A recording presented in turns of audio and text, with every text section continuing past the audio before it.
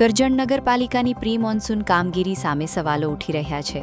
કરજણ નગરમાં આજે ફરી એક સોસાયટીમાં ગટરો ઉભરાવાની સમસ્યા સામે આવી છે।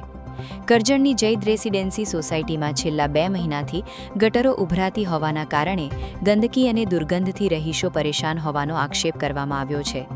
રહીશોએ જણાવ્યા મુજબ ગટરની સમસ્યાને કારણે સોસાયટીમાં રોગચાળો ફાટી નીકળ્યો હોવાની સ્થિતિ સર્જાઈ છે।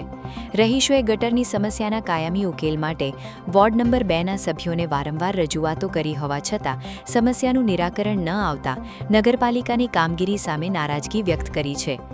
જૈદ રેસિડેન્સીના રહીશોમાં ખાસ કરીને મહિલાઓમાં ભારે રોષ જોવા મળી રહ્યો છે। ગટરની સમસ્યાનું તાત્કાલિક અને કાયમી નિરાકરણ નહીં આવે તો મહિલાઓ નગરપાલિકા કચેરી ખાતે હલ્લાબોલ કરશે તેવી ચીમકી ઉચ્ચારવામાં આવી છે। હવે જોવાનું એ રહ્યું કે કરજણ નગરપાલિકા રહીશોની આ ગંભીર સમસ્યાનું ક્યારે અને કેવી રીતે નિરાકરણ લાવે છે।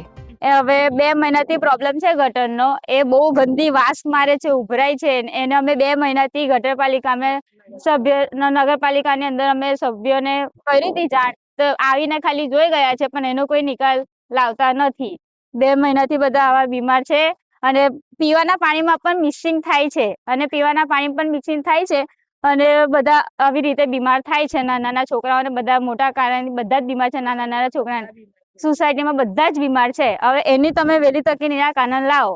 વોર્ડ નંબર 2 લાગે છે અહીં, અને જૈદ રેસિડેન્સ સોસાયટી છે। આ છેલ્લા 2 મહિનાથી આ ગટરનું પ્રોબ્લેમ છે।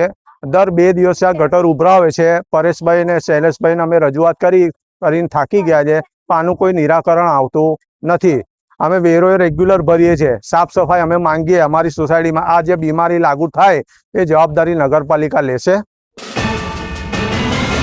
યુટ્યુબ પર KNK મીડિયા નેટવર્કને સબસ્ક્રાઇબ કરો, ફેસબુક અને ઇન્સ્ટાગ્રામ પર ફોલો કરો અને દરેક પોસ્ટને લાઇક અને શેર કરવાનું ભૂલશો નહીં।